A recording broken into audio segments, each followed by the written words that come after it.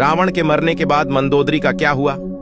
आखिर कौन थी मंदोदरी? क्या सच में रावण के मरने के बाद मंदोदरी ने विभीषण से दूसरी शादी कर ली थी? इन सभी प्रश्नों का जवाब जानेंगे आज की इस वीडियो में। रामायण में रावण की पत्नी मंदोदरी तो आप सबको याद ही होगी। जी हां, वही मंदोदरी जिसने अपने पति रावण को कई बार अनैतिक कार्यों को करने से रोका था। कहा जाता है कि रावण की पत्नी मंदोदरी एक ज्ञानी स्त्री थी। वह इस युद्ध का परिणाम जानती थी, इसलिए वह हमेशा से ही इस युद्ध के खिलाफ थी। जब रावण द्वारा माता सीता के हरण की बात मंदोदरी को पता चली तो वह उस समय भी रावण को माता सीता को सम्मान पूर्वक भगवान श्री राम को लौटाने की सलाह दे रही थी। लेकिन हट्ठी रावण ने मंदोदरी की बात नहीं सुनी और लंका का विनाश हो गया। राम रावण का युद्ध हुआ जिसमें रावण मारा गया और मंदोदरी चाहकर भी उसे बचा नहीं पाई। लेकिन क्या आप जानते कि रावण के मरने के बाद मंदोदरी का क्या हुआ? दोस्तों, यह वीडियो बहुत महत्वपूर्ण वीडियो है, इसलिए आपसे निवेदन है कि आप इस वीडियो को अंत तक जरूर देखें, क्योंकि अधूरी जानकारी विष के समान होती है। तो दोस्तों, सबसे पहले बात करते हैं कि आखिर कौन थी मंदोदरी। हिंदू पुराणों में उल्लेखित एक कथा के मुताबिक मधुरा नाम की एक अप्सरा हुआ करती थी, जो भगवान शिव से काफी ज्यादा प्रभावित थी। इसलिए वह एक बार भगवान शिव से मिलने कैलाश पर्वत पर पहुंच गई। उस वक्त कैलाश पर्वत पर भगवान शिव अकेले थे और माता पार्वती कहीं गई हुई थी। कथा के मुताबिक भगवान शिव को कैलाश पर्वत पर अकेला पाकर अप्सरा मधुरा उन्हें लुभाने की कोशिश करने लगी। कुछ देर बाद जब देवी पार्वती कैलाश पर्वत पर आई तो उन्होंने मधुरा के शरीर पर भगवान शिव का भस्म लगा हुआ पाया, जिसे देखकर माता पार्वती क्रोधित हो गई और क्रोध में आकर उन्होंने मधुरा को श्राप दे दिया कि तुम अगले 12 वर्ष तक मेढ़की के रूप में जीवन व्यतीत करोगी। माता पार्वती का श्राप और क्रोध देखकर मधुरा डर गई और हाथ जोड़कर उनसे माफी मांगने लगी। जिसके बाद माता पार्वती ने उससे कहा कि सही समय आने पर तुम श्राप से मुक्त हो जाओगी, और जैसा कि माता पार्वती ने श्राप दिया था तो अब सरा मधुरा तुरंत ही मेंढकी बन गई। जिसके बाद धरती लोक पर विचरण करने लगी। मेंढक रूपी मधुरा पृथ्वी लोक पर किसी तरह अपने दिन गुजार रही थी। लेकिन तभी एक दिन अचानक एक भयंकर सर्प मेढ़की मधुरा को खाने के लिए उसके पीछे पड़ गया। मेढ़की मधुरा अपनी जान बचाने के लिए भागने लगी और भागते भागते वह संत आर्षि के आश्रम में पहुंच गई, जहां उन्होंने खीर बनाने के लिए खीर का बहुत बड़ा बर्तन लकड़ी के चूल्हे पर चढ़ाया हुआ था। जब सांप ने मेढ़की मधुरा को दौड़ाया तो वह उछलकर उसी खीर के बर्तन पर बैठ गई।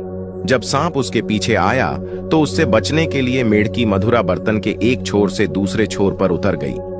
सांप भी उसके पीछे उस मेढ़की को पकड़ने के लिए उस बर्तन पर चढ़ गया और दूसरे छोर पर जाने की कोशिश करने लगा। लेकिन दुर्भाग्य से वह सांप फिसलकर खीर के बर्तन में गिर गया और खीर गर्म होने के कारण गिरते ही वह मर गया। किंतु अब मेंढकी बनी उस मधुरा को यह चिंता सताने लगी कि जब आर्षि गण यहाँ आएंगे और वे यह खीर खाएंगे तो जहरीले सांप की वजह से उनकी मृत्यु हो जाएगी, और मधुरा यह हरगिज नहीं चाहती थी कि उसकी वजह से सप्त आर्षियों की जान जाए। इसलिए वह वहीं बैठकर आर्षियों का इंतजार करने लगी। जैसे ही आर्षि वहां आए, उनके सामने ही तुरंत खीर के बर्तन में वह कूद गई। आर्षि ने उस मेंढकी को बर्तन में कूदते हुए देख लिया, इसलिए उन्होंने सोचा कि अब तो यह खीर खाने योग्य नहीं है, और उन्होंने खीर को वहीं फैला दिया।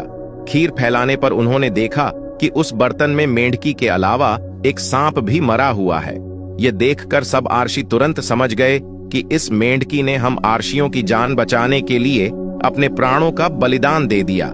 मेंढकी के इस नेक काम को देखकर सभी आर्षियों ने अपनी शक्ति से उस मेंढकी को जीवित कर दिया और उसे कन्या का स्वरूप दे दिया, जिससे अब मधुरा मेंढकी से एक सुंदर कन्या बन गई। किंतु लोक समाज के डर से आर्षियों ने इस कन्या को अपने साथ नहीं रखा। उन्होंने महर्षि कश्यप के पुत्र मायासुर को बुलाकर उस कन्या को उन्हें सौंप दिया। मायासुर और उसकी पत्नी हेमा ने उस कन्या को पुत्री के रूप में गोद ले लिया। उन्होंने ही मधुरा का नाम बदलकर मंदोदरी रख दिया। अगर हम बात मंदोदरी के पिता मायासुर की करें तो उसे राक्षसों का विश्वकर्मा कहा जाता था। उसे ब्रह्मा जी से विशेष वरदान प्राप्त था, जिसके मुताबिक वह कहीं भी सुंदर भवन व नगर का निर्माण कर सकता था। मायासुर ने ब्रह्मा से प्राप्त वरदान के प्रभाव से ही अपनी पत्नी हेमा के लिए मंडोर जैसी खूबसूरत नगर का निर्माण किया था, जो कि वर्तमान में जोधपुर का मंडोर है। दोस्तों, अब जानते हैं कि मंदोदरी और रावण का विवाह कैसे हुआ था। कथा के अनुसार एक बार रावण मायासुर से मिलने के लिए मंडोर पहुंचा था। उसी समय उसकी नजर मंदोदरी पर पड़ी थी। रावण मंदोदरी को देखते ही उसकी सुंदरता पर मोहित हो गया, इसलिए उसने असुर राज मायासुर के सामने मंदोदरी के साथ विवाह का प्रस्ताव रख दिया। कहा जाता है कि जब विवाह के लिए रावण और मंदोदरी की कुंडली का मिलान हुआ, तब स्थितियां ठीक नहीं थी, लेकिन रावण के प्रताप को देखकर मायासुर ने उसे डर से मना नहीं किया। वहीं दूसरी तरफ मंदोदरी भी रावण से विवाह नहीं करना चाहती थी, लेकिन अपने पिता की बातों को टाल न सकी, जिस वजह से मंदोदरी ने रावण से विवाह के लिए हामी भर दी। कहा जाता है कि राजस्थान के जोधपुर के मंडौर में मंदोदरी और रावण का विवाह हुआ था। राजस्थान के जोधपुर के मंडोर रेलवे स्टेशन के पास एक जगह है। इसके बारे में ऐसी मान्यता है कि यहीं पर रावण ने मंदोदरी के संग 7 फेरे लिए थे। कुछ मान्यताओं के मुताबिक भगवान शिव के वरदान के कारण मंदोदरी का विवाह रावण से हुआ था। मंदोदरी ने सिविल ईश्वरनाथ मंदिर में भगवान शिव की आराधना की थी। यह मंदिर मेरठ के सदर इलाके में है। कहा जाता है कि मंदोदरी ने भगवान शंकर से यह वरदान मांगा था कि उसका पति इस धरती का सबसे विद्वान और शक्तिशाली पुरुष हो। उस समय रावण ही एकमात्र ऐसा पुरुष था जो धरती का सबसे विद्वान और शक्तिशाली पुरुष था। कहते हैं कि रावण मंदोदरी की सुंदरता पर इस कदर मोहित हुआ कि उसकी कई रानियां होते हुए भी उसने मंदोदरी को यह वचन दिया कि केवल मंदोदरी उनके प्रमुख रानी और लंका की महारानी होगी। कथाओं में मंदोदरी को एक पतिव्रता नारी के रूप में वर्णित किया गया।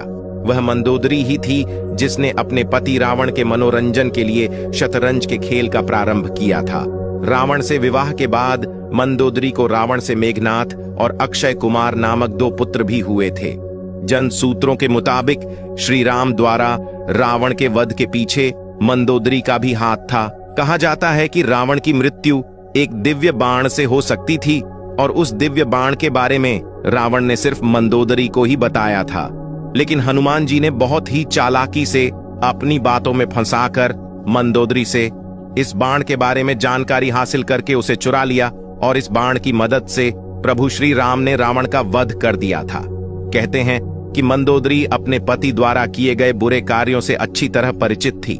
वह हमेशा रावण को यही सलाह देती थी कि बुराई के मार्ग को त्याग कर सत्य की शरण में आ जाए, लेकिन अपनी ताकत पर घमंड करने वाले रावण ने कभी मंदोदरी की बात को गंभीरता से नहीं लिया और उसका परिणाम तो आप सभी जानते ही हैं। दोस्तों, अब जानते हैं कि क्यों किया मंदोदरी ने विभीषण से विवाह।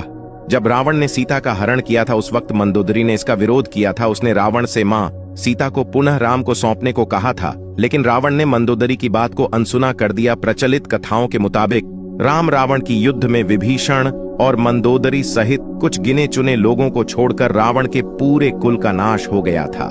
रावण की मृत्यु की खबर जब मंदोदरी को मिली तो वह विलाप करते हुए युद्ध भूमि में पहुंच गई और रावण के शव को देखकर तेज आवाज निकालकर रोने लगी। कहते हैं कि वहां युद्ध भूमि में मंदोदरी की नजर प्रभु श्री राम से भी टकराई थी। मंदोदरी को इस तरह से विलाप करता देख प्रभु श्री राम को भी अति दुख हुआ था। लंका के सुखद भविष्य के लिए श्री राम ने विभीषण को लंका का राजपाट सौंप दिया था और उन्होंने मंदोदरी के सामने विभीषण से विवाह करने का प्रस्ताव रखा था, लेकिन उस समय मंदोदरी ने उसका कोई उत्तर नहीं दिया। इसके बाद प्रभु श्री राम अपनी पत्नी सीता और भाई लक्ष्मण के साथ वापस अयोध्या लौट गए। वहीं दूसरी तरफ मंदोदरी ने रावण के वियोग में खुद को लंका के महल के एक कमरे में कैद कर लिया। बहुत दिनों तक इस कमरे में कैद रहने के बाद फिर वह बाहर निकली और उसने विभीषण से विवाह कर लिया, लेकिन कुछ विद्वान इस बात को सीधे तौर पर नकारते हैं। दरअसल इन विद्वानों के मुताबिक मंदोदरी पतिव्रता नारी थी, अपने पति के प्रति पूरी तरह से समर्पित थी। इतनी महान ज्ञानी और पतिव्रता नारी ऐसा निर्णय नहीं ले सकती। ऐसे में रावण की मृत्यु के बाद मंदोदरी का विभीषण से विवाह करना एक किंवदंती के अलावा और कुछ नहीं है। वैसे दोस्तों, आपको क्या लगता है कि क्या मंदोदरी ने विभीषण से दूसरा विवाह किया था? कमेंट में जरूर बताइएगा इस वीडियो में। फिलहाल इतना ही। उम्मीद है आपको आज की वीडियो पसंद आई होगी। अगर हाँ तो इस वीडियो को लाइक करें